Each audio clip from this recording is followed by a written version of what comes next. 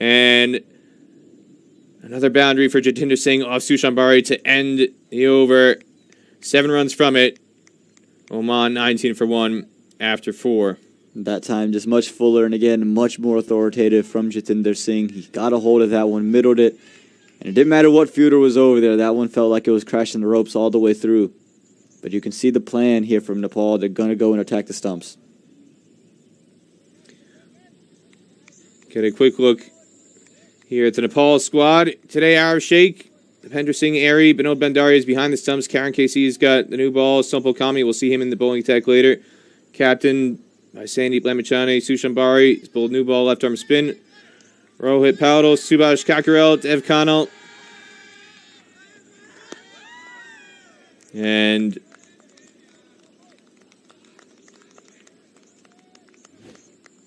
Sunil Damala round out the 11. Here's a look at that sweep. Again, he got all of that one there, and it was just out the side of the ring fielder. But again, you can see the plan. This time it was just much fuller. And Jatinder Singh this time got his hands over the ball, able to push it through the ground all the way through. Much more in control this time around. This time a cut shot. Beats Sunil Damala at backward point. And no chance on the third man rope for Sushanbari. So, second boundary for Shoaib Khan. And this time, much crisper stroke through the offside behind square. Well, really the first time we've seen Gudun be off his line. That time he just went well too down the offside. It was short, it was wide, it was there to be hit. Again, just take a look at the replay. He started way too far outside the off stump, and they allowed the batsman to free his hands through it. He said, "Thank you very much, Shoaib did. I'll take that one to get myself going." And Samir Banikar has to slow down Karan KC, saying that the field was not set. He has to go back to his mark.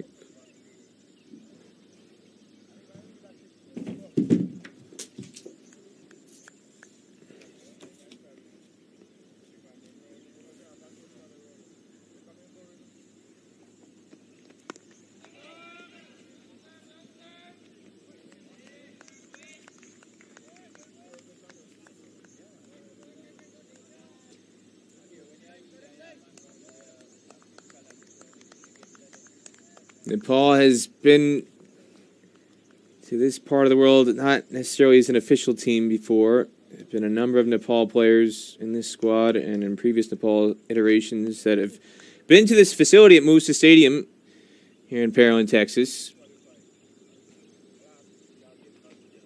We've had teams under the banner of the Nepali Rhinos and Nepali All-Stars. There's an event here called the T10 2X back several years ago, which Paris Kadka and basically all the first choice Nepal players came out playing that event. And that was before it had ODI status. Again, this facility, Musa Stadium, has been around since 2015. It only had ODI accreditation given just weeks ago. Well, you got a number of players. Zishan Maksud, the Oman captain. As you see a single taken there by Shoaib Khan to mid-off. Zishan Maksud came here for the T10 2X event as well. So he's familiar with this venue. This is the first time many of these teams may be coming under the banner of their official national team squads to Musa Stadium. But a lot of these players, whether it's Scotland, UAE, Nepal, Oman, and the associate circuit, they come to the U.S. for various events, and they've been to this facility, and I think it's been enhanced quite a bit with this luxurious broadcast suite we have here, since they would have been here the last time. And we're seeing not just Nepal fans, and not just Nepal players on the ground, but Nepal media, a strong contingent of photographers on the boundary at the Massey Ranch end. There's 4 of them stationed just outside the boundary rope, all with their long zoom lenses capturing the action here today. Well, they're fired up and ready to go. I know they've been itching to get out here all week, and Again, we saw them all this morning get really excited. They're running around trying to make sure everything's right. And it looks like they got the band back together over there. So it should be a good time for them. And getting a great start. You got the photo crisp wicket on the first ball. What else could you want? And it's not just the photographers. There's print media, web media. They're putting the U.S. media contingent to shame, Aman. Where are the U.S. reporters? Come on, guys. I know you're out there. Some of them are even in Texas, Aman. You haven't made the trip down from Dallas. Well, we are getting some local recognition. We had Fox 26 Houston out there. As you can see, the Nepali photographers all there, all ready to go capture this delivery. Sampal Kami now replaces Sushan Bari.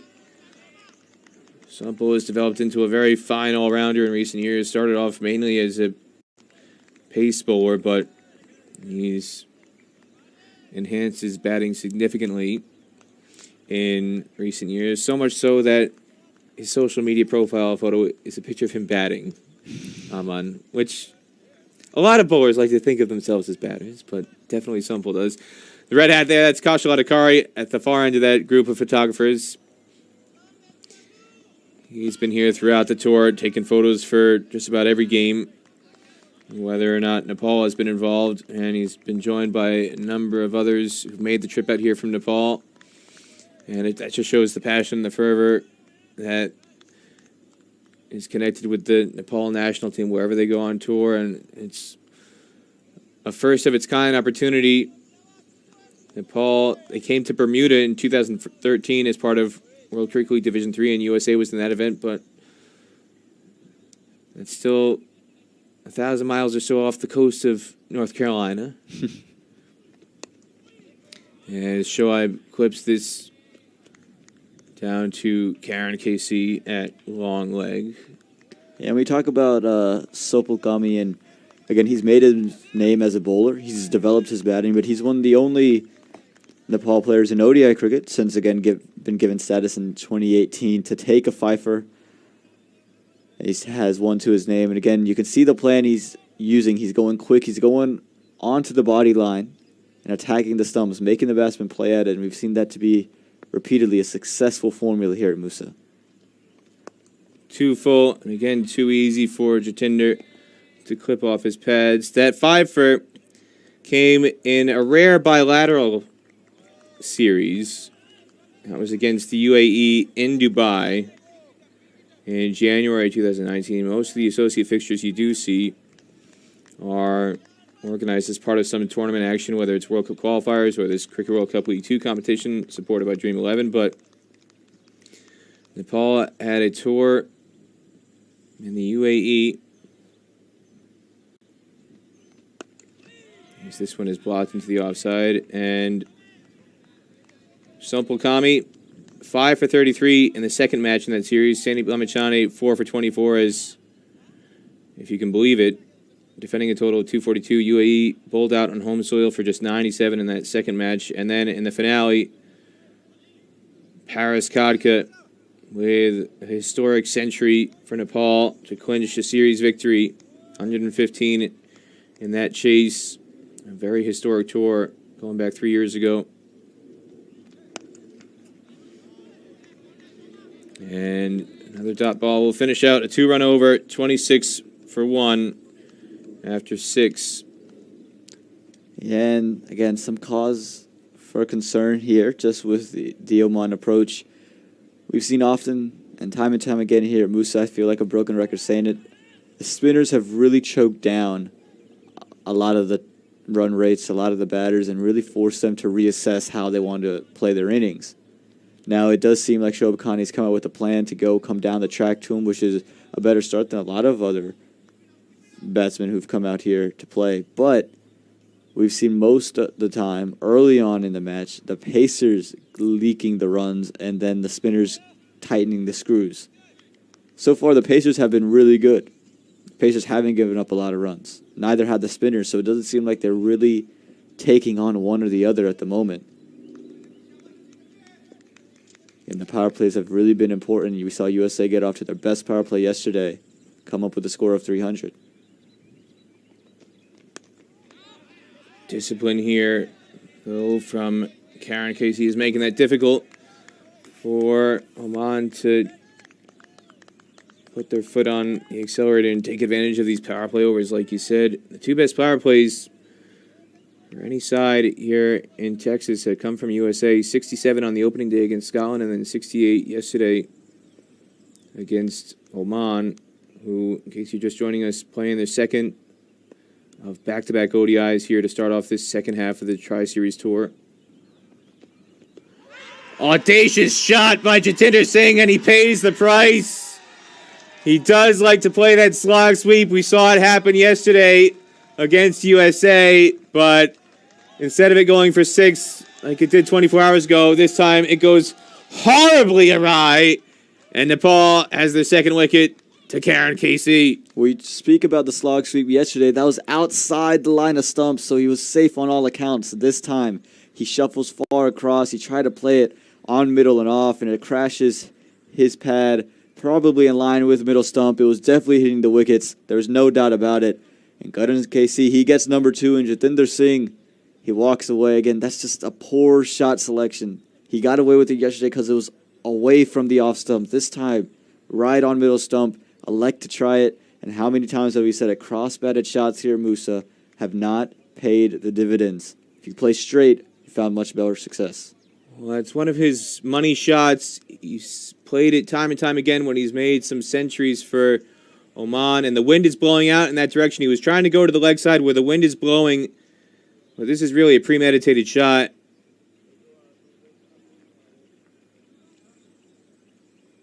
Missing leg, missing off. Tearing out middle stump is what it looks like to me, Aman.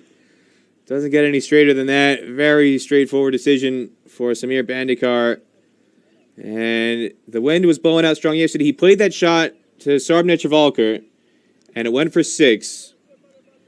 And Karen KC has just got a little bit more pace. Sarbh Netravalkar, and you're really taking a high risk, that kind of approach. Jatinder Singh was trying to be positive, and again, we talked about it, you talked about it in particular, Aman, the pressure building, top ball pressure, and the need to try and take advantage of the power play overs when scoring is at its easiest. Jatinder Singh just feeling the pressure from Karen KC, leading to that shot and leading to a second LBW decision upheld in favor of Karen KC from Samir Bandikar. It brings Zishan Maksud, the captain, to the crease. Again, he's disappointed with the way he got out yesterday. He's going to have to put something together here and help out Shoaib Khan at the other end. And yes, speaking of cross-bedded shots, yesterday's was not a moment that Zishan Maksud will be putting on his Instagram stories. As you see some of the Nepal fans in the house, they've got the Nepal jerseys. They're always chanting the Nepal, Nepal, Nepal chant. It's always one of the iconic sounds of the associate cricket scene, traveling around any cricket ground around the world where Nepal is playing. You know Nepal is playing based on that chant. And Karen Casey switches around the wicket, and change of angle results in a single. And a punch of the glove is between Karen KC and Zishan Maksud. A lot of respect between these teams. Yeah, the fans got a lot to cheer about. Again, seeing 2 wickets go, seeing Karen KC hitting the right lengths, hitting the right lines. They're pumped up. And again, they're sent into bowl. And you're thinking you got to hold the team under 250 to really make it truly simple for us.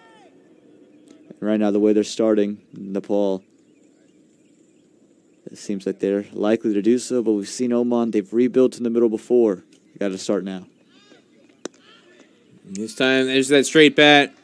And Aman Patel has been calling for. And the chase is on from Dipendra Singh Airy, but unable to track it down. It's going to be a boundary for Shoaib Khan, who's looked an awfully good touch He struggled, took 11 balls to get off the mark yesterday, Oman, but ever since then, he's been in supreme touch for Oman.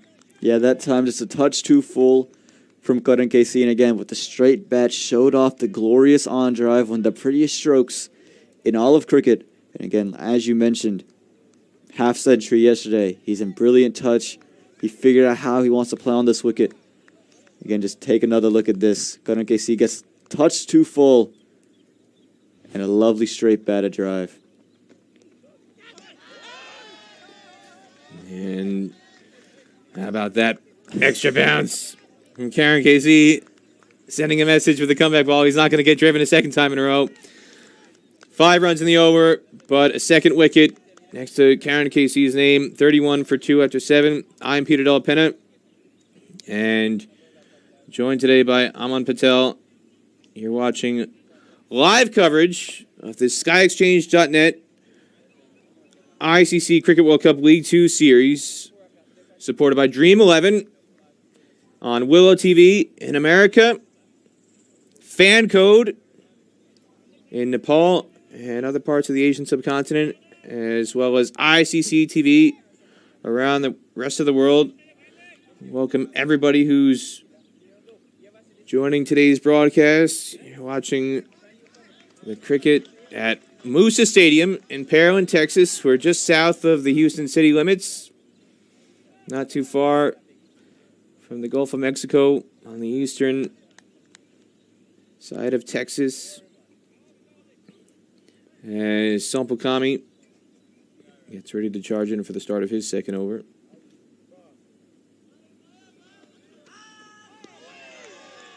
And a change of angle for him as well, coming around the stumps to Zishan Maksud, and right away beats the outside edge. Yeah, and I like the decision to come around. Again, when you watch matches here at Moosa, you've seen when you're attacking the stumps, that's when you found the most success as a bowler. And you can attack it from over the wicket as a right-hander, but at times you tend to just try to keep it outside the off stump. You don't want to get too far down the leg side. I think there's a lot more room for error when you come over the wicket, because now everything's coming back in on him exactly where you want it. This time a much more comfortable leave collected by Binod Bandari behind the stumps. Arif Sheikh is at slip. Subhash Kakarel is at mid-wicket to the left-hander in the ring.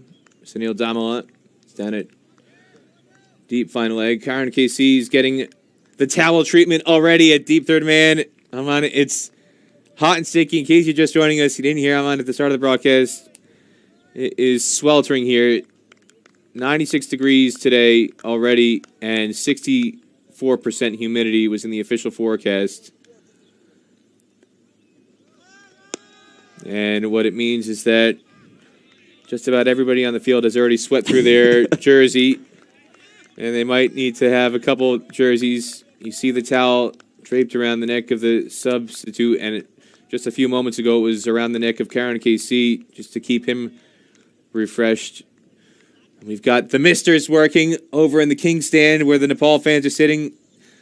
We might get another shot of that. You can see the misters working overtime today to try and keep everybody comfortable there. You can see it's a great shot. Just the mist sprinkling down a little bit of water just to keep the fans comfortable. Great work from Mohsin, our cameraman up top above the Massey Ranch and site screen. I said it was Richard yesterday, and Richard may have been watching from Trinidad, gleefully laughing away, accepting the credit and an endorsement of his camera skills, that he's so talented to be able to make those shots happen all the way from Trinidad. I know Richard's talented, but he's not that talented. Richard was here all throughout the first 6 ODIs, but Mohsin is up top now,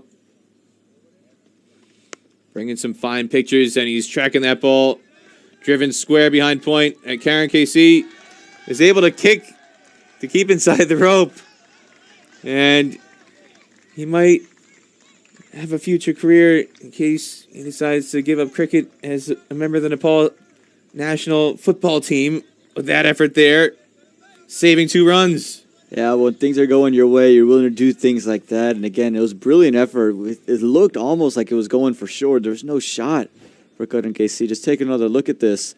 It's traveling very quickly. The ground is completely dry.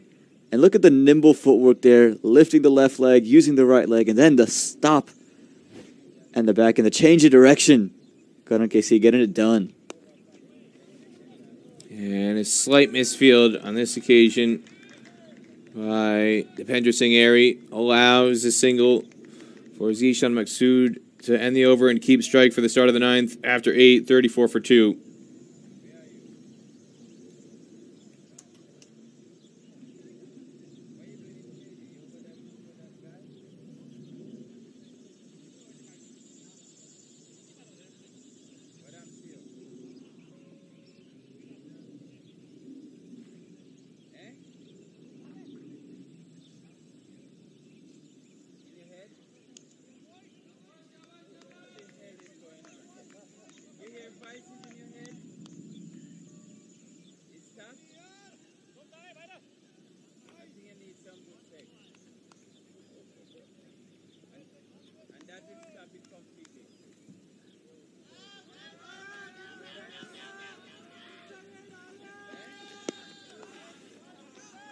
That voice you can hear in the background, that's Musa Stadium groundsman Samuel Plummer. He's done a terrific job on the wicket, and it was one of the only places, first time I've really seen it in person. You look at, a turf wicket, and you can see the reflection. How shiny is that wicket? You could, again, I think the Scottish players said it the best. It looks like a basketball court, just how reflective this surface is. We've had a number of different descriptions. Basketball court, concrete, slab. Some people think it's a part of State Highway 288 that was just carved out in big appeal as Karen is using this angle very well from around the wicket to cause some problems to Zishan Maksud. Yeah, there's been a lot of people wondering if it's a sheet of glass or plexiglass that's on the wicket because you get that mirror-like reflection depending on the angle of the sun. It's the number one question I've gotten all week on social media. I don't know what has been sent your way, Alan, but everybody keeps asking me, is that actually a cricket wicket? Are they playing on a turf wicket? Because I don't see any grass and there's some mirror-like reflections. What is it? I can assure everybody it is a genuine turf wicket that's been shaved to the bone and rolled and rolled and rolled and rolled and rolled some more. There's Samuel Plummer, originally from Jamaica. He used to be the curator at Chedwin Park, just one of the first-class grounds there, but he's been in the U.S. now for quite some time. Used to be the groundsman at Broward County Stadium in Lauderhill, and now he's based here in Texas, doing a fine job.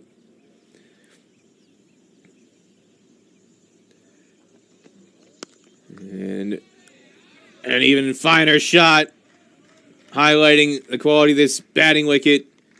Zishan Maksud off the back foot, an elegant punch to the extra cover rope for 4. Yeah, throughout most of the over, we've seen Karan KC angle it in and bring it away from the left-hander. This time, everything coming back in. Zishan trusting the bounce, got onto the back foot quickly. And we've seen if you get over top of the ball, there's going to be rewards. Look at this again. Again, just a touch of width here from Karan. And a lovely back foot punch through the covers. Make it 4 for Oman. Back to live action now. And again, this time behind point. It's just going to be 1 as there's protection out there. Dev Connell keeps it to a single, and the field rotates around with the left-hand, right-hand combination. Yeah, Samuel Plummer, he has another unique thing he does that we've seen at the end of play. He'll put the covers on top of the square, and then he'll roll the pitch with the covers on top of the square. I have yet to ask Plummer what is the methodology behind that. He's the only groundsman I've ever seen put covers on top of the wicket and then roll the pitch with the covers on top of it. There's got to be a reason. It's the secret sauce, Sama. Yeah. And we'd love to know the secret behind that one, and that just is an indication as to the humidity here. Comical moment by Karen KC, the ball flying out of his hand as Samir Bandikar signals dead ball, but it's hot, it's sticky, the fingers are sweaty, and that might not be the first time we see that happen today. Yeah, there's no secret sauce on that occasion. The secret sauce was sweat, and it's coming off of the hands, and you can see a big smile and a laugh. I'm sure everyone around the ground is having that laugh again. You said 64% humidity. That is a lot of humidity. I was outside again for maybe 10 minutes taking photos, came back in, sweating bullets. So these guys, they're definitely feeling it. Yeah, 64% humidity as a dot ball ends the over. 5 runs from it, 39 for 2 after 9. 64% humidity to translate for people who are not up to speed on their weather analysis. What that essentially means is that everybody's going to need to take a shower by the innings break if they're the players on the field. And it's a good thing they've got showers here in the change rooms at Musa Stadium. And then they'll probably need a third shower when they get back home to the hotel at the end of the day. That's what 64% humidity means. So you called it a 2-shower-a-day town. Today, it's a 3-shower-a-day town. It's a 3-shower-a-day town. And it's going to be a 3-shower-a-day town for the rest of, I think, the series because of the weekend. Took a look at the forecast. It's around 96, 97 degrees Fahrenheit. Over 35 degrees Celsius here today with all that humidity. And on the weekend, it's going to be 102, 103 degrees Fahrenheit, up to 38, 39 degrees Celsius. It's going to be sweltering. And not just that temperature, but I looked at the humidity, as you can hear a crowd catch shouted for through the stump mic. 57% humidity on those days. And that is a stone cold guarantee 3-shower-a-day weekend we're going to have on Saturday and Sunday. It's Super Saturday, June 11th. So you can see the Nepal fans enjoying the misters in the King's Stand, trying to keep them cool. USA and Nepal. 2 days from now, that's the big showdown. That's what we're expecting the biggest crowd for. And already the ticket sales have exceeded what we saw for the opening fixture here at Musa Stadium between USA and Scotland, which had just under 500 people. So it would be a tremendous occasion here on Saturday is what we're anticipating. And you can still get tickets at usacricket.org for that fixture, as well as all the other fixtures. We encourage everybody to come, not just on Saturday. There's still time today. If you're tuning in locally, you can come on down all day long. Your ticket's good. Saturday, Sunday, and then Tuesday and Wednesday. There's still 2 more matches. USA will play Nepal again on Wednesday, June 15th. But it's USA Nepal on Saturday, USA Oman on Sunday, and then Nepal and Oman will play on Tuesday the 14th, and the series rounds out on June 15th between USA and Nepal. I saw in the crowd over there, Utsav Sigdal. He's one of the biggest super fans following Nepal around the world. I've seen Utsav in Bermuda back in 2013. I've seen Utsav at Lord's when Nepal played at Lord's a couple years ago. He lives here on the East Coast. I believe he lives in either Virginia or Maryland. Made the trip. He's affiliated with the Nepali All-Stars, who organized some practice matches against the Nepal national team this week, ahead of today's first ODI that Nepal is playing in Texas. As you see Maksud play across the line, almost in identical circumstances to how we got out yesterday. Just hit him a little bit higher, thankfully for Zishan. And Utsav is here. His wife Deshna. Now she's the real super fan. She's, I believe, the president of the Nepal Cricket Fan Club. And Utsav is outside in the King's Stand, experiencing the heat and humidity. Deshna, his wife, she's the super VIP. She's in the VIP suite. She's looking after their 14-month-old child.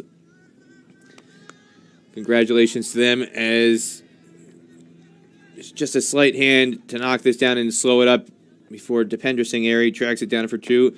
And Deshna and Utsov, not only are they wearing the Nepal jerseys, but their 14-month-old, decked out in the Nepal jersey. They've got it, all their bases covered, with the little one decked out in the unmistakable colors of the Nepal jersey as 2 runs are taken from this over, 41 for 2 after 10. I've seen Binod Bikash Simkata, who came out here from London. He works for the NHS in London. I've seen him in Scotland. I've seen him at Lord's. He's another super fan who travels around the world.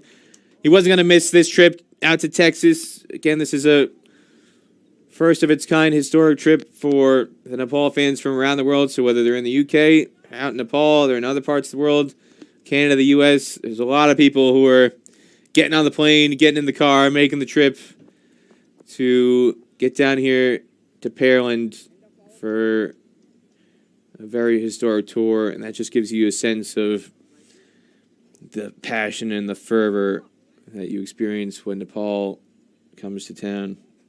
And again, that just goes to show that there could be 100% humidity, Peter. It doesn't matter. They're going to be filling out the king stand. They'll fill out the boxes. They'll fill out everything. They'll do anything for Nepal cricket. As we're seeing Arif Sheikh, who was feeling it slip earlier, going to come on for a spell of medium pace, replacing Karen KC. We're at the end of the power play now, so Nepal can move some more fielders outside the ring, and they move one more out at the moment. Deep final leg, deep third man, and a cover sweeper in place. As Bandari comes up to the stumps for the first ball. And, yeah, we talked about the Nepal media, who are thinking that every cricket ground in America has an air-conditioned media box for them to sit in.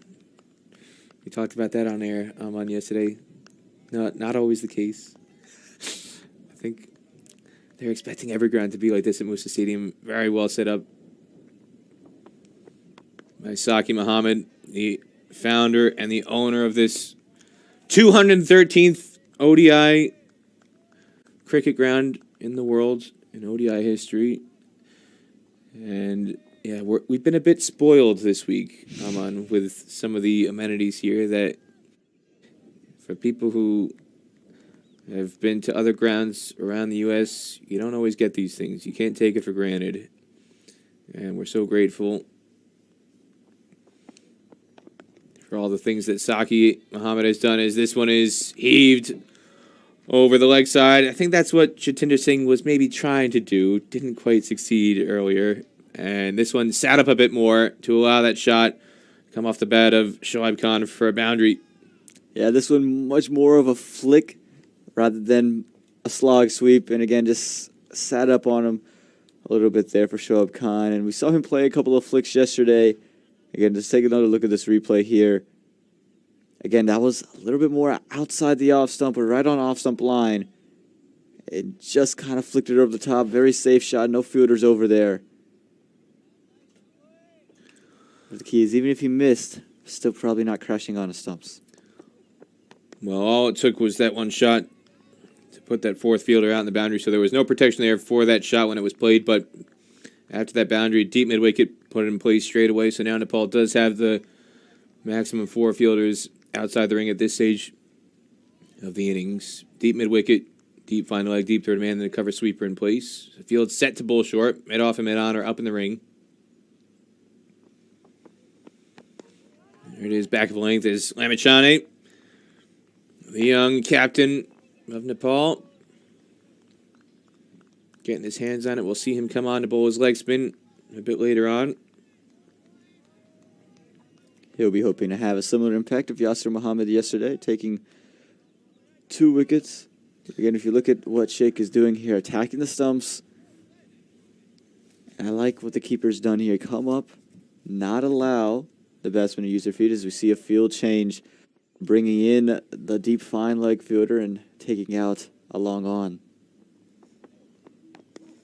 And it is going to be punched through mid-on as Lamachane comes in to collect. Relayed in. 5-run over.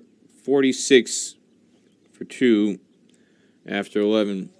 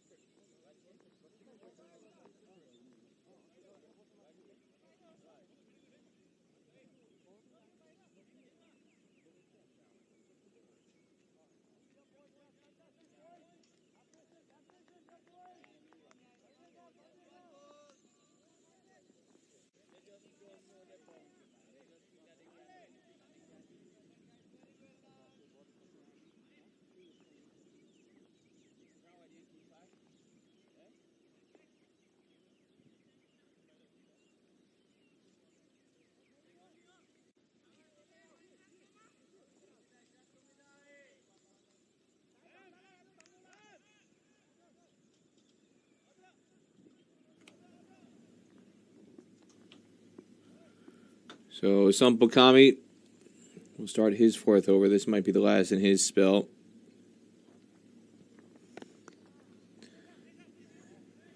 No protection on the offside boundary for him in front of square. There's a deep third man in place. Yeah, and he's lucky to get away with that ball. You know, short, it was wide. It was asking to be punished. We saw it happen to Karan KC earlier from Shoaib Khan this time. Just found an under edge of the bat of Shoaib Khan, but he's looked to be in good touch, Shoaib. Ready for another big innings.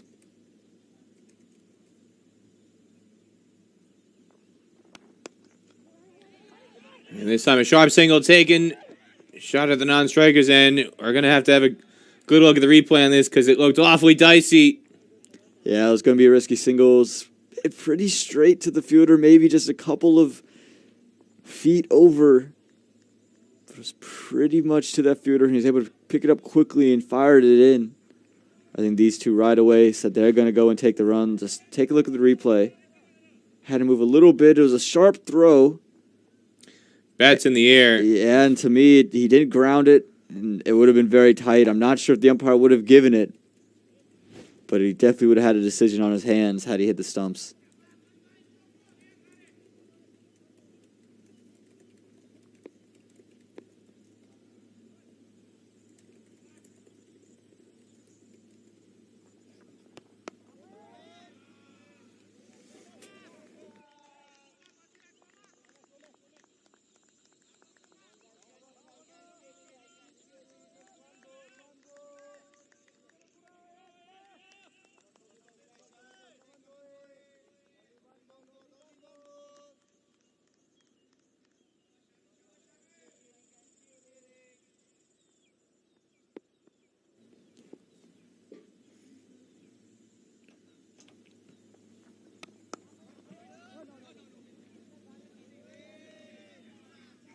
That time just driven straight back, and again we've seen Sompel attack the legs. This time he's elected to come over the wicket to the left-hander, a little bit of a change. Here's that replay again of the run-out chance. We'll try and wind it back a little bit. The sharp single that was taken by Shoaib Khan. We'll try and get that queued up again.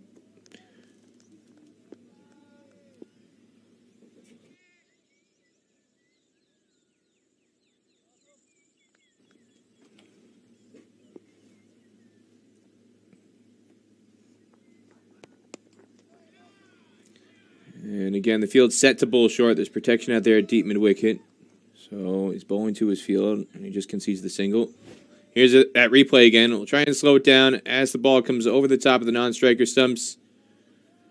We'll just try and freeze the frame here.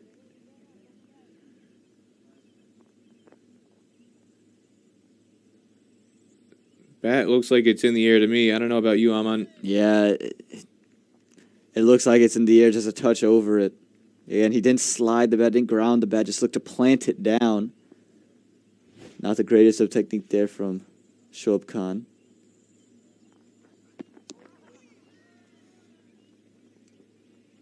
And this one may have gotten a little bit of glove on that. We'll wait if there's going to be a single from Jermaine Lendo. And he keeps his arms down, so it's going to be a run off the bat of the glove to finish the over 49 for 2 after 12.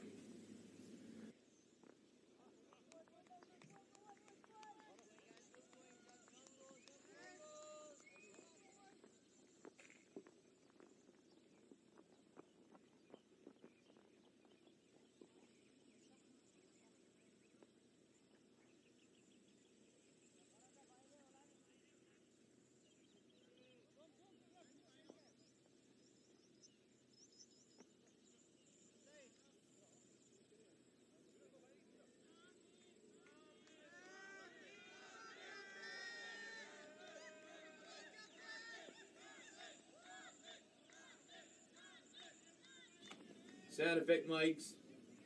The crowd is getting a bit more animated.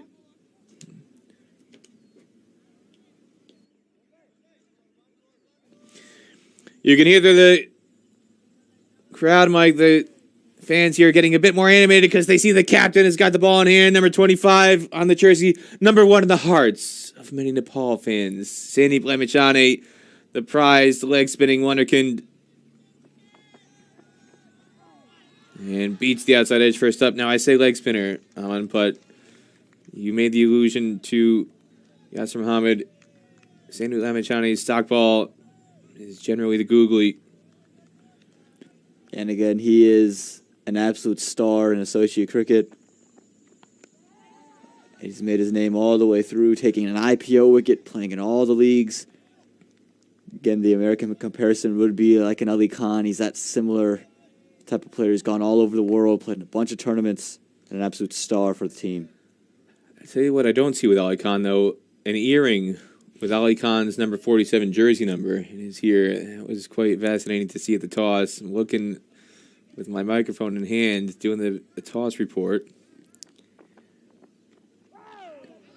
And Sandy Blamachane has a customized earring.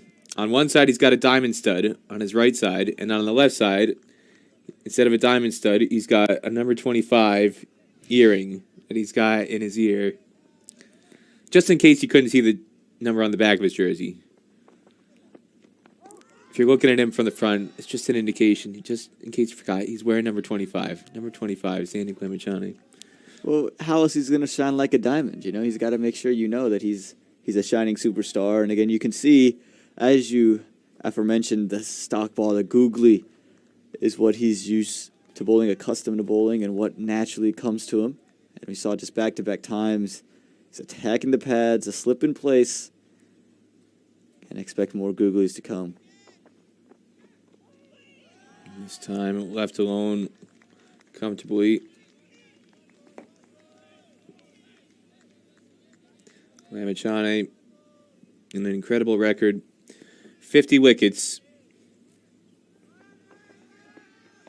And a career best 6 for 11. That came in the 35 all-out massacre against USA in Kathmandu in February of 2020.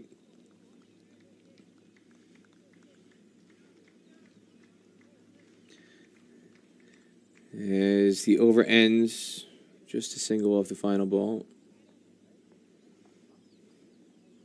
And again, we've seen here at Musa Stadium, it's hard to score on spinners. And it's usually always hard to score on Sandeep Blamachane. So it's not a great combination if you're Oman. If you're looking to push, you got to pick the other end to do it from. You saw 1 over 1 run. And you're not going to expect his economy rate to, go much higher. Very, very economical bowler. He does his job all the way through. Again, Oman's going to have to find a way to score off the other bowlers, and they haven't really found a lot of success anywhere else.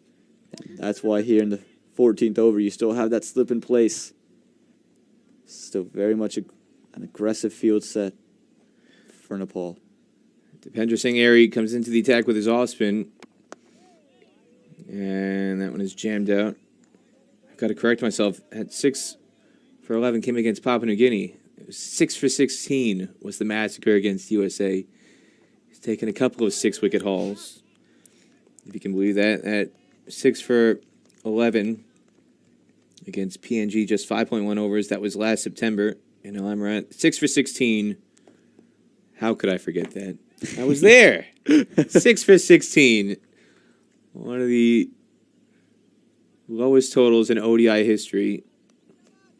And remarkably, was not USA's lowest total in their limited overs history. We talked about that, Andrew Leonard and I on air. In one of the previous matches, USA bowled out for 32 by Kenya in an ICC trophy match in Malaysia in 1997. It's not a record that I think USA are going to try to beat. They beat a bunch of records yesterday. I'm not sure that's one they're going to want to touch for a long time. Say that again.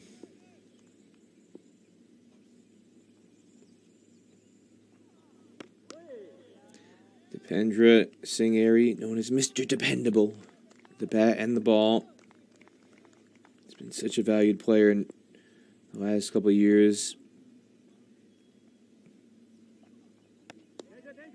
Very tidy off spin. As a single just eludes the fielder at extra cover. And whether it's with the ball, with the bat, in the field, such a dynamic all-rounder. Just 2 runs off his first over, 52 for 2 after 14. Again, Oman's got to find a guy to score off of. You got to assume, say 10 overs, you're going to have these two. Maybe they're going to look to just play them through drinks, and then from drinks, they're just going to have that strategy relayed to them. But again, if you're Zishan Maksud, you can't repeat what happened yesterday when he got out to Steven Taylor trying to get onto the back foot and heave it across the leg side. Don't fall into that trap. Again, the stock ball for Sandeep Lamachane is the googly, pulling it away from the left-hander. So if he's going to try to go across, he's most likely going across and against the spin. But again, how about this record? 50 wickets in 22 ODIs coming into today. Most bowlers, you get 1 wicket per match in ODI cricket. That's pretty good. He's double that. Just an extraordinary talent. And all that with an economy rate of just 3.9. So he's not giving up runs and he's taking wickets. Not much more he could ask for. And he's still only just 21. As he's coming around the wicket to Zishan Maksud. That googly, that's why the slip fielder is there. Ball that turns away. It's always going to be a catching opportunity for a slip fielder. And this one a bit too short. Easily seen off by Maksud on the back foot. And that was eerily similar to the ball that Zishan Maksud elected to pull yesterday. It looks like he learned from that mistake. Again, Steven Taylor's was more on that offside, but again, you can see more of an intent to play with a straight bat earlier on from Maksud. Here's that leading edge produced by the googly. Maksud just trying to turn that into the leg side, and it comes off a thick edge. Goes for 1 now. The photographer's here. They're out of view now from Mohsen, who's got the roving camera up top on the Massey Ranch and sight screen. They've wisened up. They decided after an hour in the sun, it's not worth another 6 hours of punishment in this Texas heat. Ambitious appeal from Lamachani. That one was clearly going down leg. Not out from Samir Bandekar. And they've got the long lenses, Aman. Might as well make use of it. As we see the replay here. And this one turning sharply down the leg side. Easy decision for Samir Bandekar. But you got the long lens. You got that 600-millimeter lens. And this one, deflection off the pad. Given out by Samir Bandekar. There was a clear deflection. The question was, did it come off the thigh onto the pad before the catch was held, or did it come off the bat and glove? Sandeep Lamachani was convinced, and his appeal was strong enough to convince Samir Bandekar as well. Shoaib Khan looked pretty solid yesterday, and well said again today. Falls for 27. Yeah, it looked to me like it came off of both. I thought it found an inside edge and then came off of his thigh and then just barreling into the keeper's gloves. I think that might bring upon drinks as well. But a big-time wicket, and you can see the Nepal faithful. They're loving it. The flags are flying. The misters are coming down. But let's take a look at this replay. Again, just watch where the deflection comes off of. There is a clear one. And I think there's the bat off of the thigh pad and then ricochets into the gloves. You can see the juggling effort, still juggling it. Finally gets to throw it up. Good decision from Samir Bandekar. And Shoaib Khan knew he was looking desperately at Samir Bandekar, but clear inside edge off the front on, angle down the wicket, and a juggling effort by Binod Bandari, but he eventually holds on, and Lamachani gets ODI wicket number 51, and it sparks the drinks break. 15 overs gone. As again, you see Shoaib Khan prod forward, deflection off the thigh guard, and it lobs up for Binod Bandari to bobble before holding on. And Oman now at drinks 53 for 3 after 15.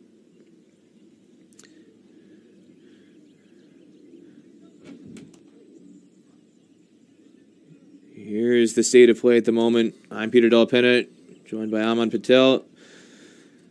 Oman choosing to bat first. They've been under pressure from the very first ball. Karen KC struck with his first delivery, pinning Kashya Prajapati with a good length ball that skidded on for a golden duck, and he claimed Jatinder Singh as well. A very ambitious slog sweep across the line for another LBW decision. And then just now you've seen Sandeep Lamachane get that inside edge caught by the wicketkeeper. We're going to take a short break. You're watching live coverage of the SkyExchange.net ICC Cricket World Cup League 2 Series, supported by Dream 11 from Moosa Stadium in Pearland, Texas.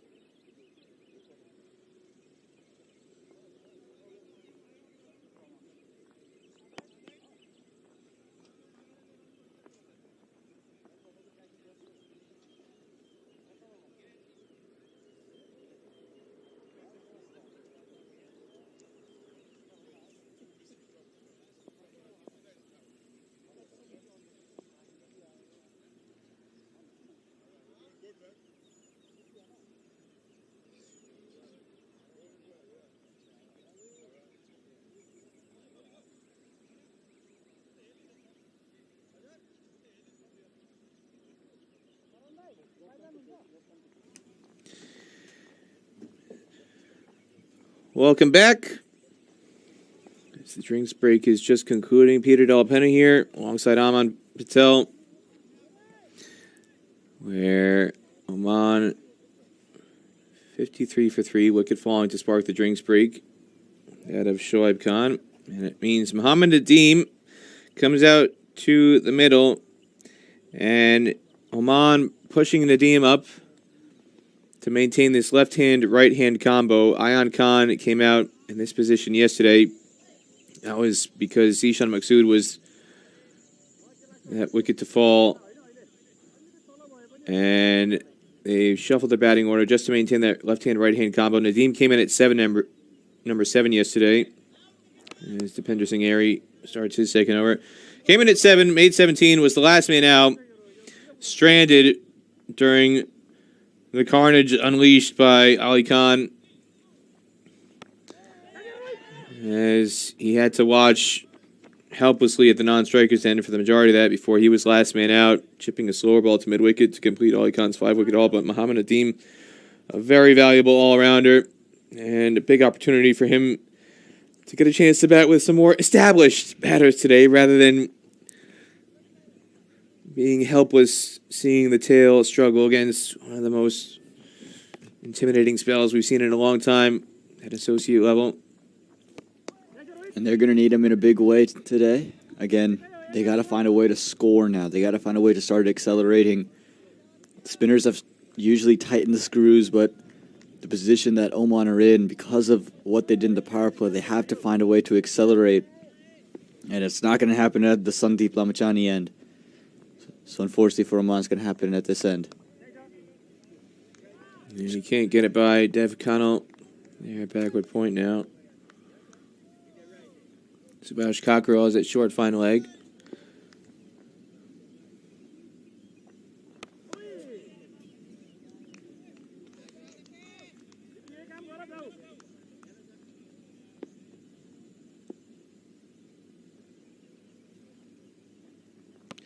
Bit more air. You can see Harry just trying to keep Maqsood thinking. 2 runs from the over. 55 for 3 after 16. Yeah, and Maqsood has come out a little bit different than we've seen out of Shoaib Khan. Shoaib Khan came out and he tried to use his feet, come down the track to the spinners, or come down the track to the spinners more often than not. But for Zishan Maqsood, he's more so he's staying in the crease. He's just letting the balls come to him. I wonder if we see a switch in tactics at some point, if he elects to come down, or if we see it from Mohamed Adim, if he elects to come down the track a little bit more, just to try to cut the spin before it can happen.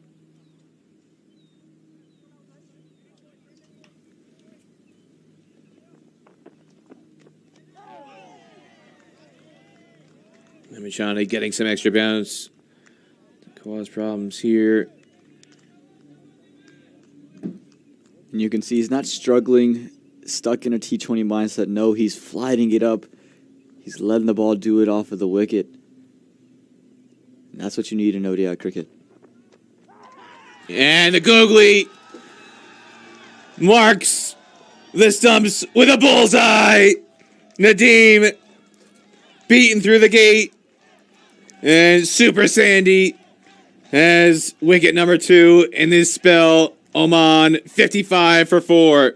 Well, we've talked about it. He's flighting it up. And what's the stock ball? It's the googly this time. Just between that gap between bat and pad.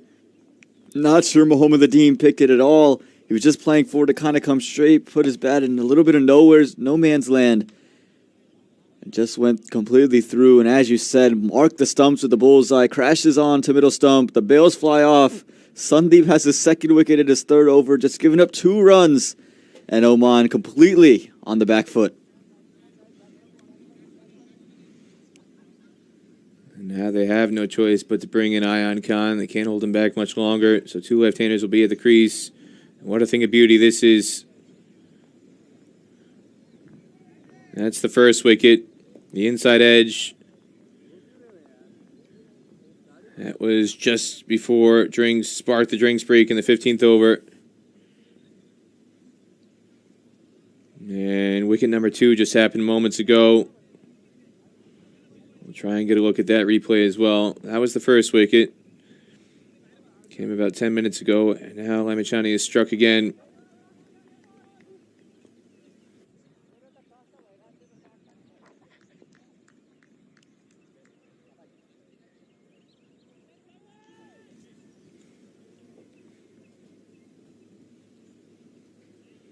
And look at this, Peter. As Ayan Khan comes to the crease, we saw Sandeep come around the wicket to Maqsood, and this time Lamachame has elected to stay over the wicket, maybe bring slip more into play with the googly.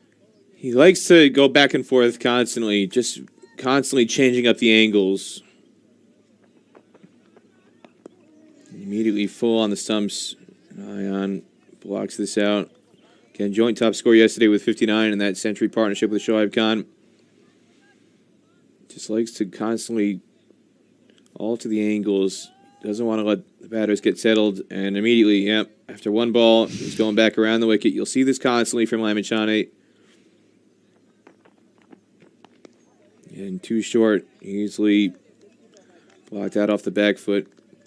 And now Samir Bendikar, the umpire's having a word with him, saying you got to be careful running into the protected zone in his follow-through. Try and get a look at that wicket replay in between overs. Again, too short. But there he is, Mr. Dependable in the covers. Devendra Singh Airy getting the high five from Lamachane. And Sampokami for that effort that saved at least 2 runs. And that's how you build pressure. That's how you create dots. And again, that's 3 dot balls make that 4, no, make that 5 dot balls in a row. Of course, the wicket. Maybe Ayan Khan tries something rash, knowing you can't have a maiden in the 17th. 2 straight on the legs, but he can't clip it past short fine legs, so probably the worst ball of the over. Unable to get it past Cockerell, and it results in a wicket maiden, and here's that wicket. Again, just looking at the googly there, and just nowhere near the pitch of the ball. Expected it to come back on him, and it just straightened out. Look at that, lovely crashing on a leg stump. The face of a bewildered man. Had no clue what Sandeep Lamachane was doing there, and he's not the first, and he won't be the last victim of the Lamachane googly. So wickets number 51 and 52 in his ODI career as Airy begins his third over.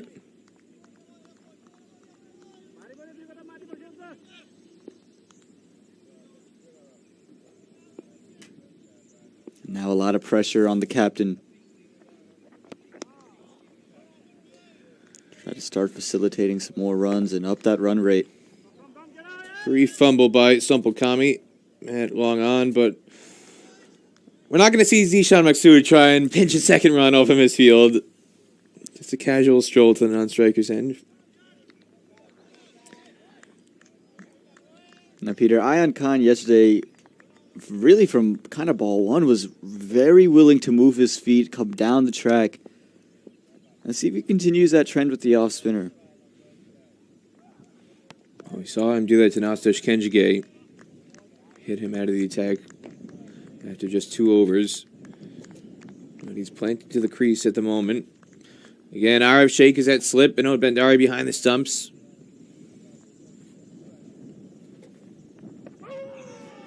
And varying his pace. Get this one to skid on and beat the outside edge. Yeah, and Ayan Khan going to be a little disappointed with himself. Felt that was your best chance to squirt it by for a boundary. Missing out.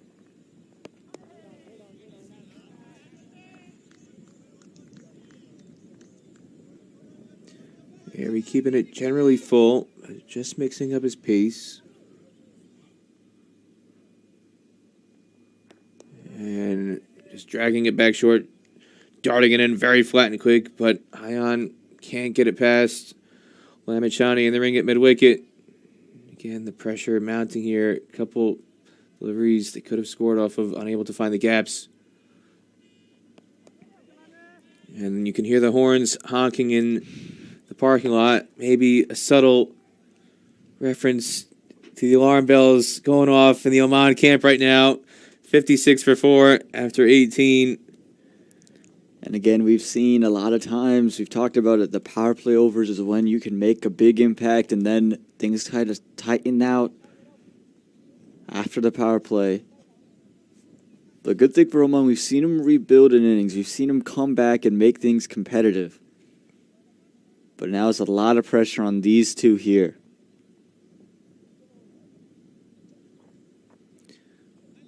So with 2 left-handers at the crease, Lamachane has decided to take himself out of the attack, go back to Sumpal-Kami, who's going to switch ends. He pulled his opening spell from the Pearland end. 4 overs, none for 10. And now the medium pacer is going to come on from the Massey Ranch end. He's going to have the wind at his back. The wind again today blowing from south to north. Massey Ranch end is the south end of the ground. Kami's going to be running in from the wind is blowing to the north. So Kami's got the wind at his back. This is the end that Karan KC bowled from with the new ball. And we're getting a slight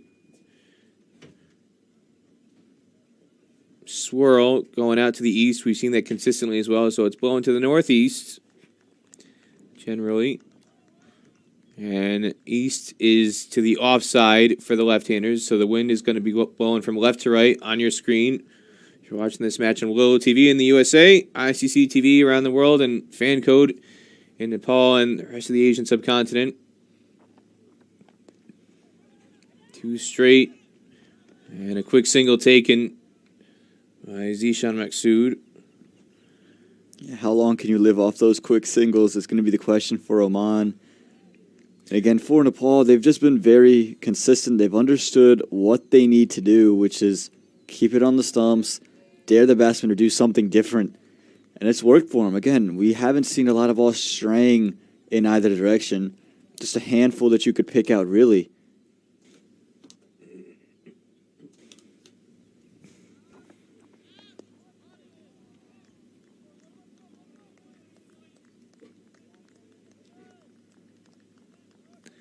You can see some gestures happening between Maksud and Ayan Khan, just communicating from the non-striker's end about which way the ball is moving.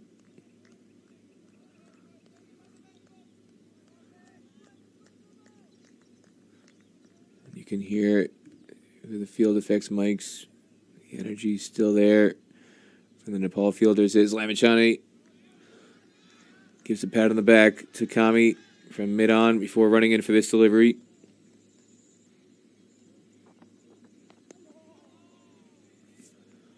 And finally, almost in identical circumstances to Shoaib Khan yesterday, off the mark after 11 balls. Today is Ayan Khan. And it looks like Nepal's very happy to let them continue to access that region of the ground and just kind of milk it through there. So if you want to take one, take one. At some point, you've got to go big. And you can see the plan is kept very simple for Kami. He's just gone straight, hanging around middle and leg stump, and daring the batsman or do something different, go against the wind. Extra bounce there. Nearly found the glove of Maksud. Yeah, and again, you could see that extra bounce. Not the tallest of individuals. Simple Kami. You can see that extra bounce nearly undid Maksud. And we've seen time and time again these Nepali bowlers extracting some extra bounce on this wicket. And very shiny. A lot of questions about, is it actually turf?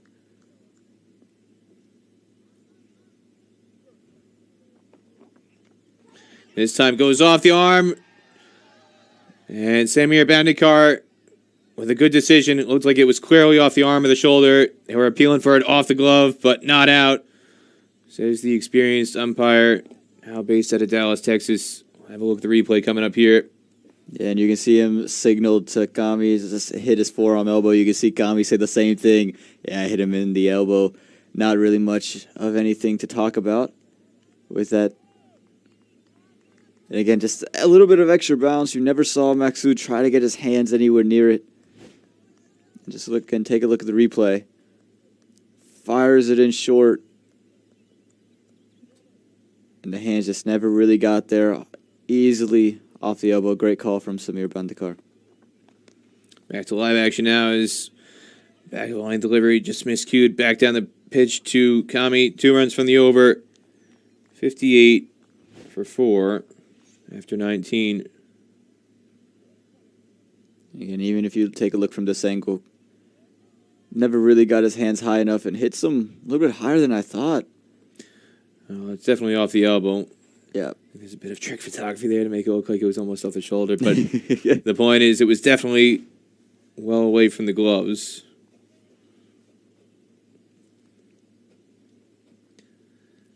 Again, the question becomes, where are you going to score from? Who are you going to score off of?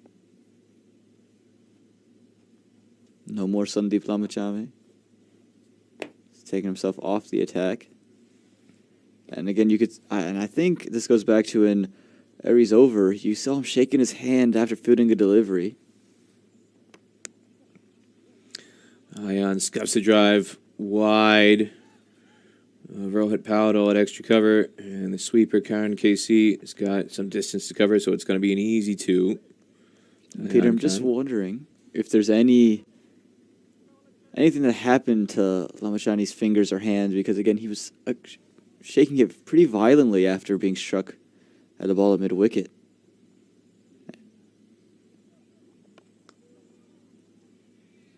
Much simpler single now to Karan KC.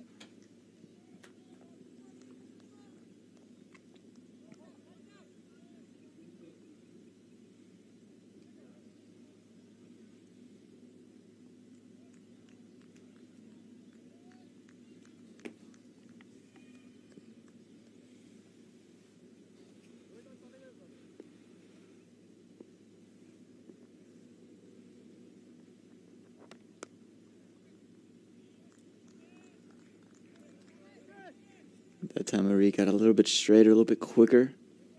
Keeping it on stumps, not allowing Maksud for the free-flowing drive. And this time there is that width. It's going to be at least 2. Karan KC has got a lot of ground to cover. And again, we see his soccer skills come to the cricket field here. He saved 2 runs earlier. He's going to save 1 run here. And he draws plenty of activity from the king stand where the Nepal fans are on their feet. And you can see very smooth with the feet here. Shortens up the strides right there. And just very delicately says, all right, go back over. Lovely stuff. The Nepal fans, they're loving it. Saves 4. Generous flight this time. Picks out Rohit Paudel in the ring at extra cover. Just 1 ball left in the over.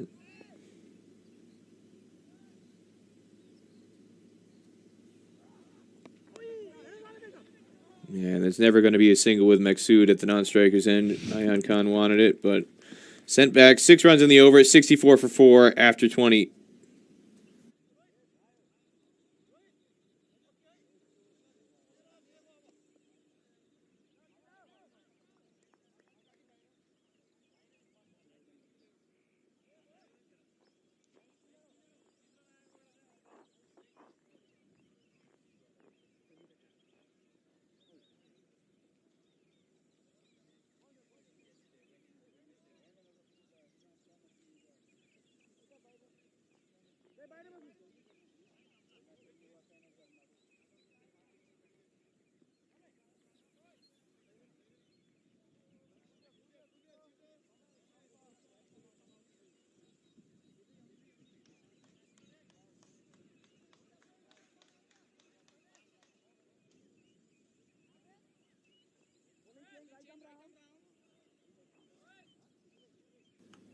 Another bowling change here. We're going to see the 17-year-old.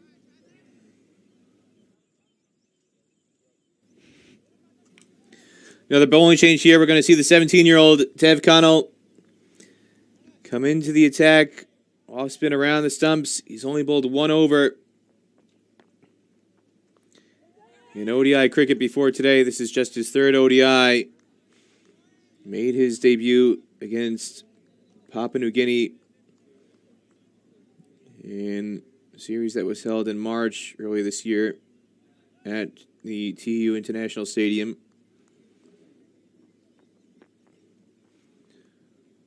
And a very delicate late cut. The class of Zishan Maksud on display here. A boundary. Just the 2nd in his innings and the 1st since the 9th over. And you can see just a little bit of width on offer there from the 17-year-old. And Maksud says, I will gladly take that one and help it through that gap at 3rd man. And just take another look at it. Not short. It was just on the length, but just too wide and allowed Maksud to settle back on it. And just play with some soft hands. Even more impressive. It looked like the arm ball. It just skidded on. Didn't really turn. Came straight on from the angle. And still, there was enough width to play that shot. And this time a single with a slight fumble on the ring by Arif Sheikh. Fielding it short fine leg. Rohit Paudel is at backward point. Dipendra Singh Aries at extra cover in the ring. There's another fielder at short 3rd man.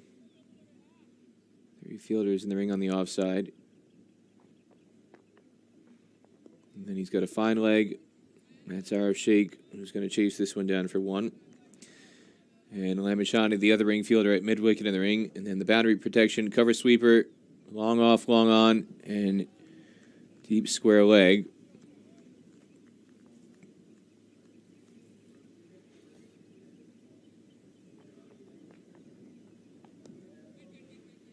Yeah, and you can see Dave now, he's gotten a lot straighter. He's attacking the stumps.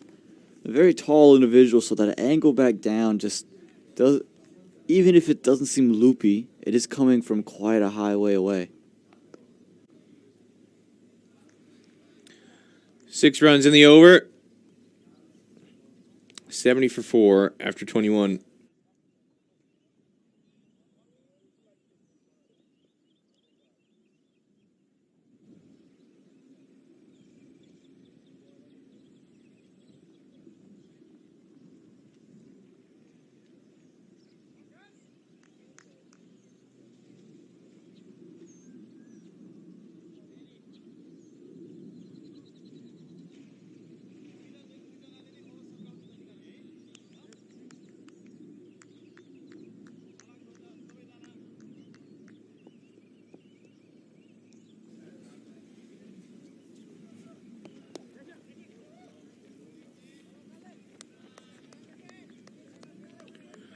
Harry starts his fifth over, conceding a single. And again, we got the two off spinners on now on your screen at each end because you've got two left-handers in the middle.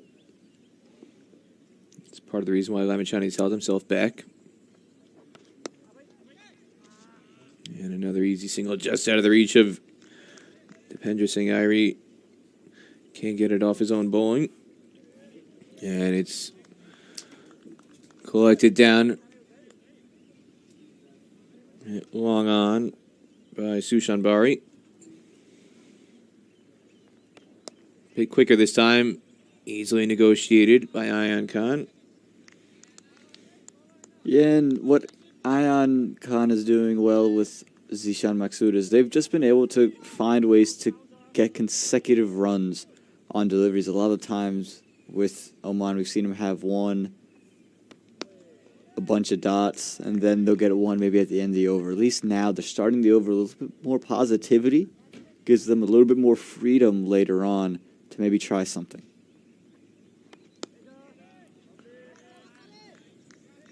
Again, Irie constantly changing his pace, changing his flight.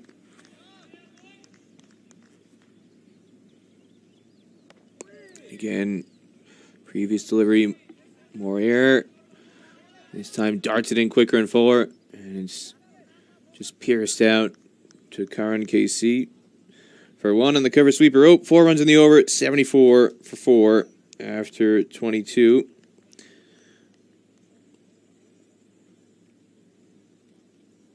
And this is the card for Oman. Kashyap Prajapati, first ball of the match. Playing back, beaten on the crease by Karan KC. Jatinder Singh with a frankly absurd heave across the line.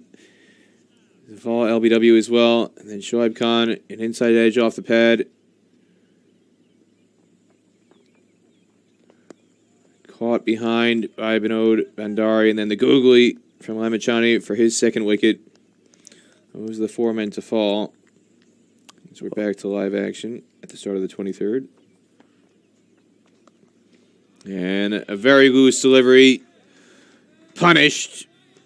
Haven't seen many of those in this innings delivered by Nepal, and the time it finally arrives, Zishan Maksud makes sure not to miss out. Yeah, Dhruv tried to give a little bit more air on this one, and it just goes wry here. Again, more air was drifting down the leg side as well, and Maksud says, finally, something I can just throw my hands at. Maybe not the prettiest of sweep shots we've seen all series long, but 4 runs, well in control of it, and a much-needed boundary for Oman.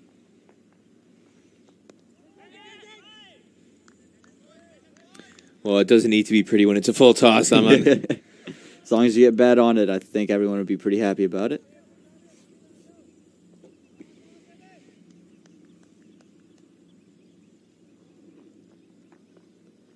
I think he'll take the ugliness of that effort over the equally ugly shot he played to Stephen Taylor yesterday. Like you said, the important part, he got bad on ball this time, and he's able to convert. Again, soft hands trying to pick that gap behind point. Bari is there on the ring to deny that shot. And you can see the adjustment Dhruv's made now. You can see him, it's just a little bit quicker through the air, a little bit flatter. And again, he's so tall, it's always coming down at you. Too short, too easy to get wide of the sweeper. And another boundary. So 2 bad balls. Punished. Sunil Damala, no chance to cut that off. Sweeping. 8 runs in the over. 82 for 4 after 23. Well, we talked about him going quicker. Dhruv this time tried to go quicker, but it was short, it was wide, and that's exactly what Maksud was looking for. Again, 2 balls in this over that have been far, far too easy for the Omani batsman and for the Omani captain in particular. This time, much prettier stroke, and once again, 4 more. Here's the bowling card at the moment. You can see Karan KC, that new ball spell in the power play, 2 for 20, including the first ball of the match. And Sandy Omachane, wonder if we'll see him come back in sooner than later. Can't hold himself back too long with the way that Dev Connell has bowled his first 2 overs, which have been fairly ineffective. And the fact that he does bowl that googly so often, even if it is 2 left-handers at the crease, Lamachani always is in play. I wonder if we'll see him come back for the Massey Ranch and the next over. Irie is operating from the Pearland end. And a gorgeous shot. It's going to get at least 2 as Karen KC's got a long way to go to track this down on the offside rope. And I would like to see Lamachani from the ranch end, and just because, again, the googly is something he bowls quite often, but also, even if they try to heave you over the leg side, the wind is blowing against it, or has been blowing against it pretty much all day long, so they're hitting against the wind. And when you're the hot hand, you just don't want to turn away from it.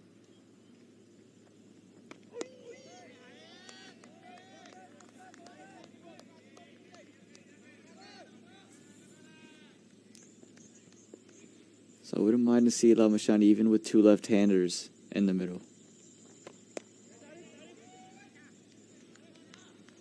Our shake at backward point.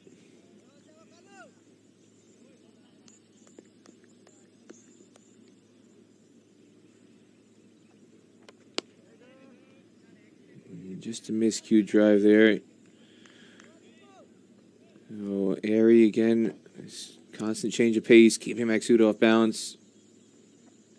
And again with the quicker ball, straight back to Irie. Just 3 runs from that over. 85 for 4 after 24. The good thing about that quicker ball, it was on top of stumps. Didn't give him room to really do anything.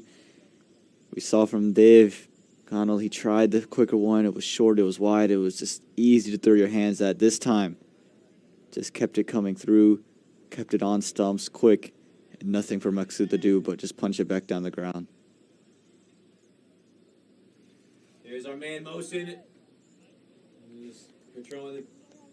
There's our man Mosin, who's patrolling the camera up top, the Massey Ranch end.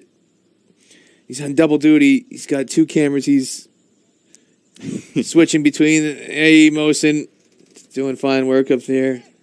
And there's the proof. It is not Richard. You would not confuse the 2 of them. And he's getting a kick out of this one as well.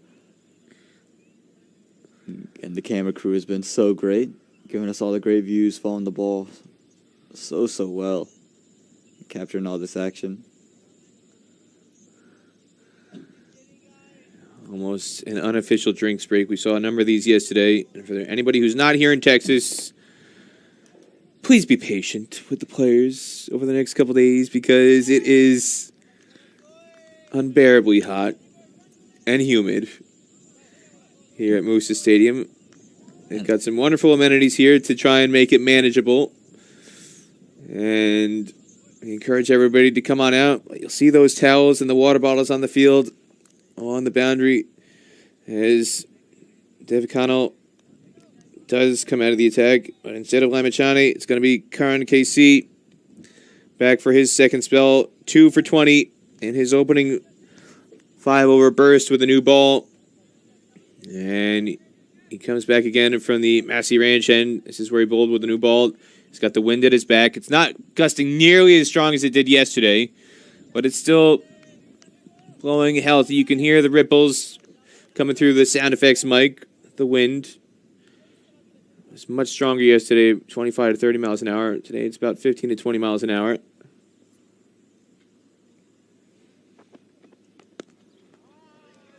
And again, very accurate to begin his second spell. It just made life really troublesome from ball 1. It's, again, because he's angling it back onto the stumps. He's saying, hit me anywhere you want to hit me, but just know if you miss the ball, it's hitting your stumps. And again, we've seen that be so successful here at Moosa on the length, angling back in. The crossbat shots have not been there to play for the batsman. Wide York, a big appeal, but it was really just to throw off the wide call. Samir Bandikar not fooled one bit. There's clearly no bet on that one. And now Ayan Khan is having a few words with Rohit Paudel in the offside ring. when just over the outside off stump wide guideline.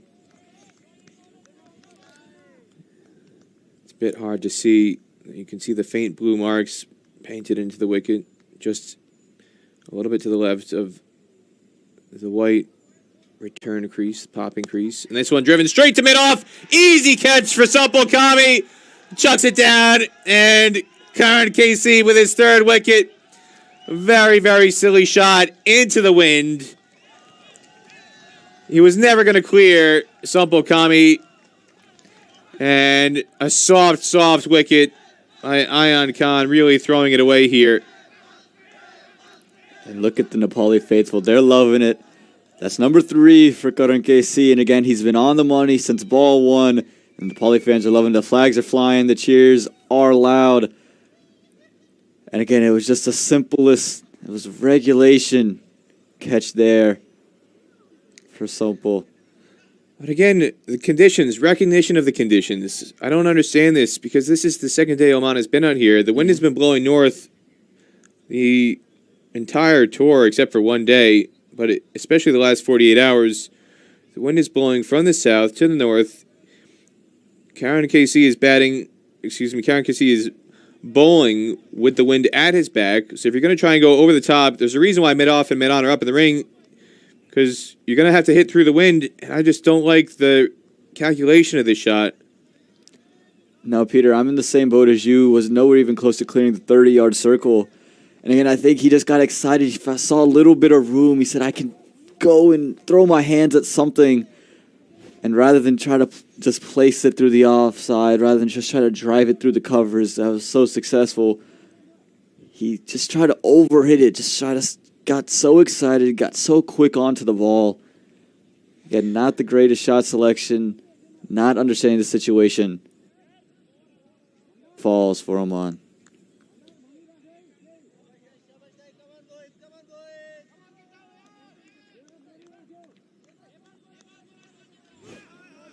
Again, one more time, Supple Kami is cheating in quite a bit. He's not on the 30-yard ring, and I think that's part of the reason why he went for this shot. He's at least 5 yards in from the ring, but still, it's a terrible shot because the wind is blowing very strongly in from the south end of the ground, so you're going to have to hit it with a lot of muscle to get it up in the air to clear the ring.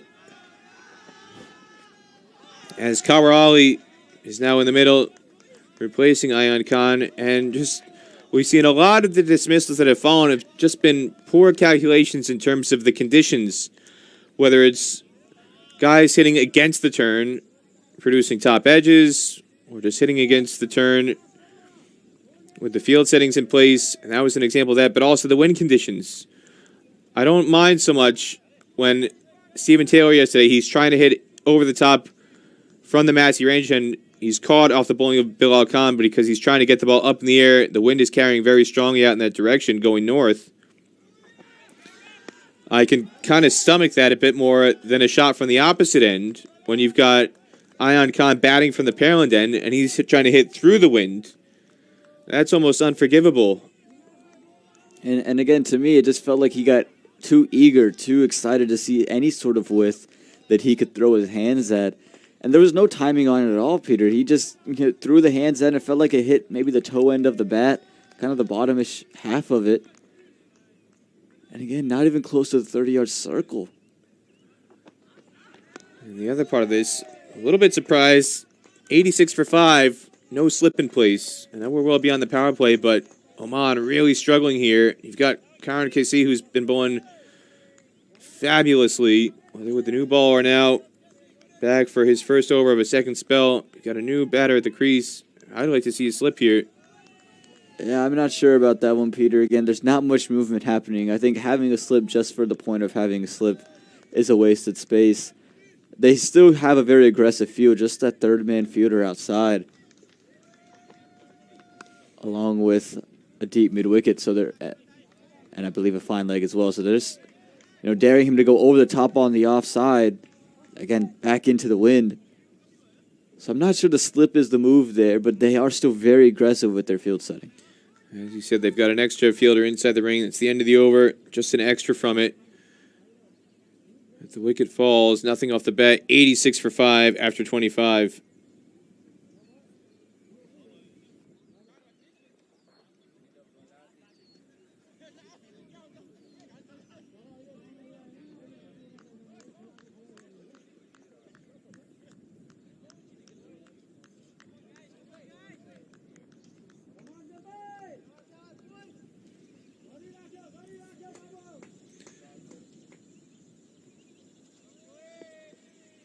Irie to continue with his 7th.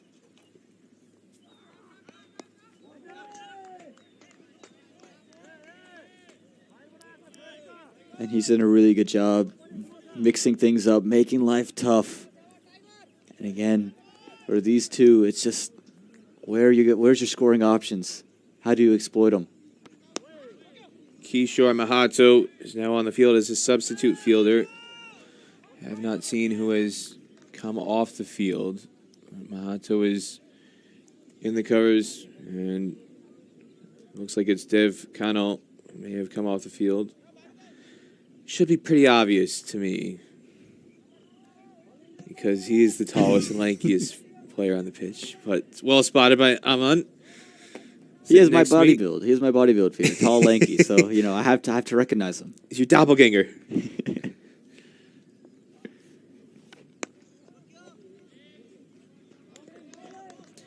Kalwarali is finally off the mark. As for anybody who hasn't met Aman Patel in North Carolina or here in Texas, he is one of the tallest commentators on the associate cricket circuit. That might be a little bit of a stretch, Peter. Just a couple inches taller than you, that's all it is.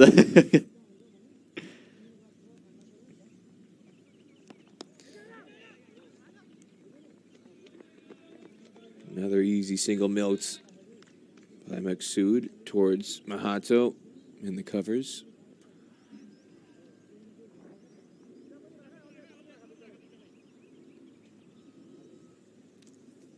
Again, now with the right-hander back, I know Karan just took a wicket, and I presume he's going to bowl another one. Is Sandeep more eager to bowl another over now? It felt almost as if he didn't want to bowl to the two left-handers. Now with the right-hander back in the middle. It's been quite curious. Ever since he's become captain, quite often he's under-bowled himself. At times he's been a little bit reluctant.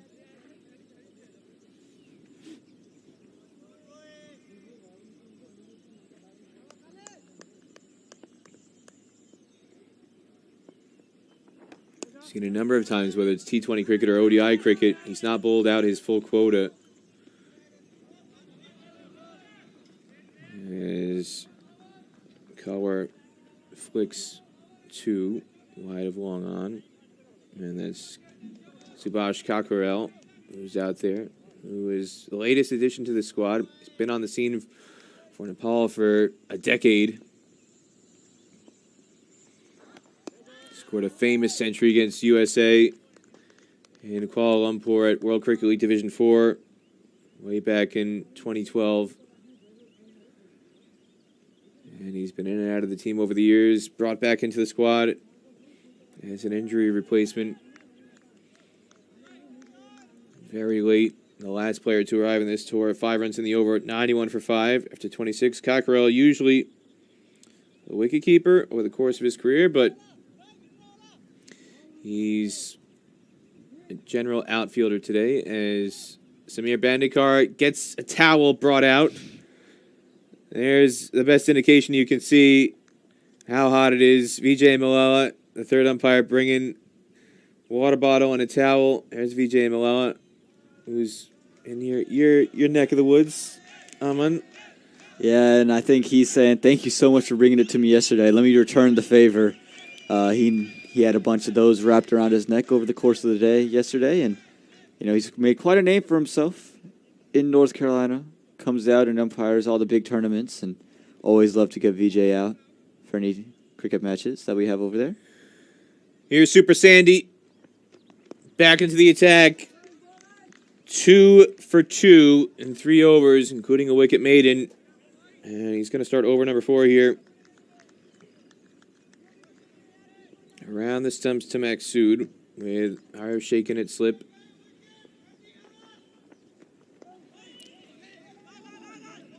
You can hear the shouts, wicket, wicket, wicket, coming from the King's stand, and it was almost a wicket, wicket run out there. Some confusion between Maksud, first for the single, and then for a possible 2. It's the last thing they need at this stage is a run out. It was a very unorthodox way of getting one run. It was an edge that just flew by for a slip, so we had the point fielder try to run around and go grab it. Maxud then elected to go for one, and then there was a misfield by the point fielder, so Kawarali thought, okay, I could come back for a second. And then Maxud said, no, and then Kawarali came back after coming halfway down the track. Irie, been busy all day, cuts this one off in the covers.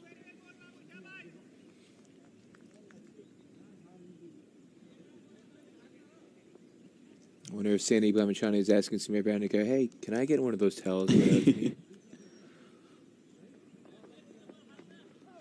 Googly just drifts on the legs, but can't get the single as Rohit Paudel, vice captain, denies the run at short fine leg. And again, we've seen, second time today, Nepal very interestingly placing one of their best fielders at short fine leg. A lot of runs with the googly can be cut off in that region, and also the top edge is always in play.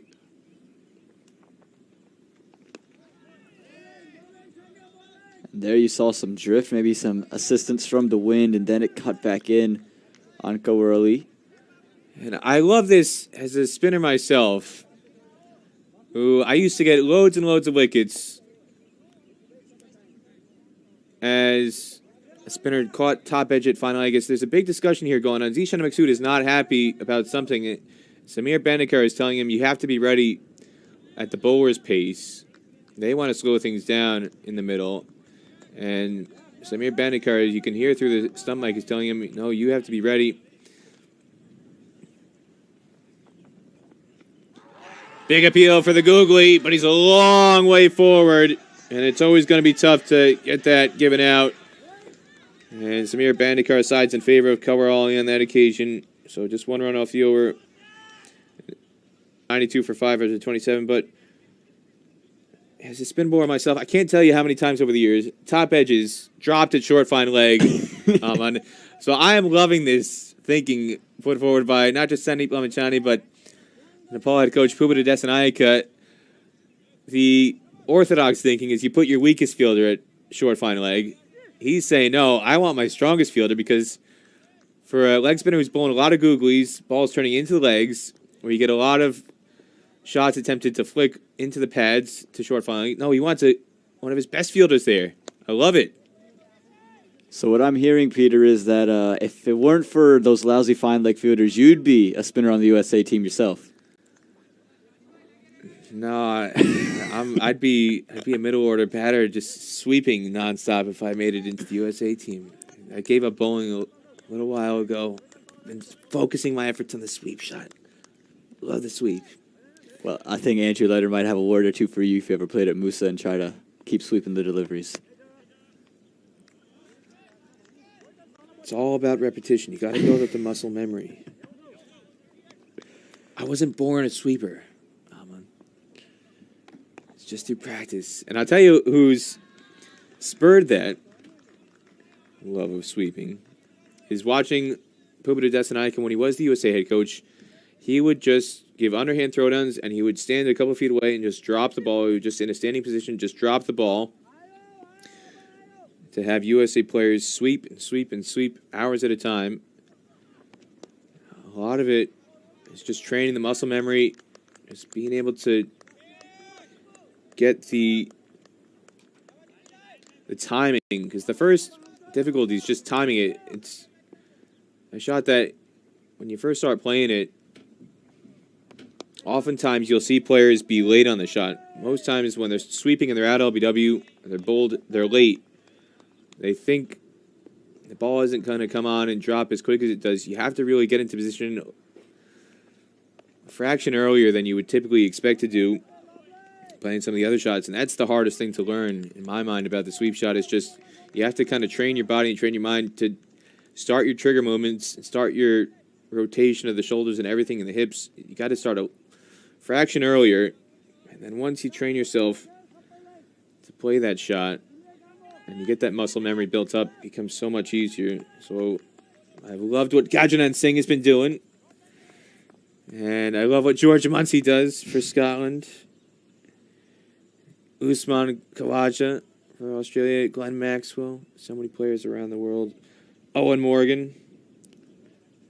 Well, today we've seen one successful sweep shot, And one that ended up LBW plumb dead in front. Well, I tell you, I'm not brave enough to do the Jatinder Singh against 80 to 85 mile an hour medium pace going for the slog sweep. I wouldn't be that bold. And maybe Jatinder Singh will reevaluate his scoring options after falling in that fashion today. You have to think he would have to. Again, the sweep hasn't been successful against spinners, let alone the pace bowlers. Another googly. Spins sharply down the leg side for a wide. And you can see he's just pushing down one.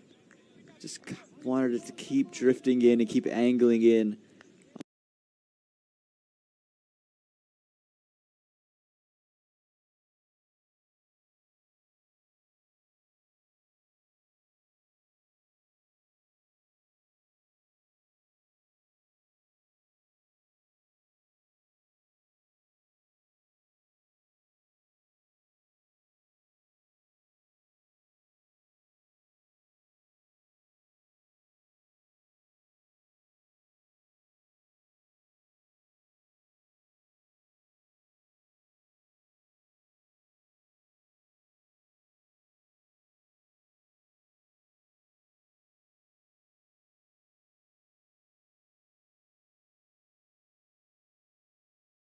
On cover early.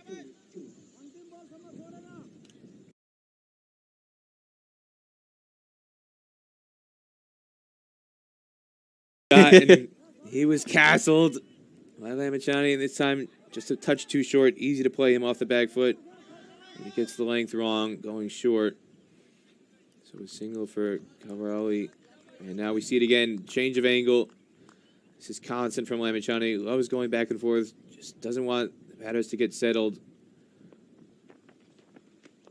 Constantly changing that angle, but again, just a fraction too short. And I don't think there's many bigger reliefs for a batsman than when they see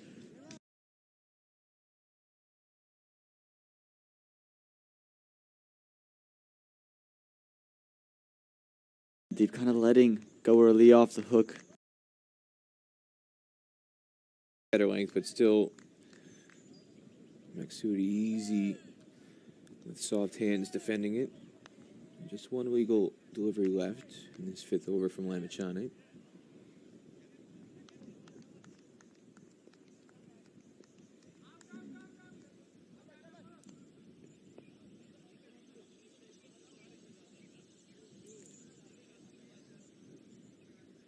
Here we are, it's just the overs kind of fly by. We're 29 overs in here, 96 runs, no 100 yet. And that's about the quickest single you'll see out of Zishan Maksud. 2 runs off the bat, 3 runs in the over, 97 for 5 after 29. And Peter, these overs are flying by right now because the runs aren't being taken. There's only 97 runs on the board. We have 21 overs to go, and the first 29 have only produced 97. You said the overs are flying by, and that was part of the discussion that was happening a short time ago with Samir Bandikar. This is the pace that Nepal is bowling at, and it's a bit too quick for these Oman players who are playing their second one-day match in the space of 24 hours. They're wanting to go a little bit slower. It's a heavy toll on their bodies physically in this temperatures which are close to 100 degrees Fahrenheit, hovering close to 40 degrees Celsius. As Maksud squirts this behind point for an easy 2. And the humidity factor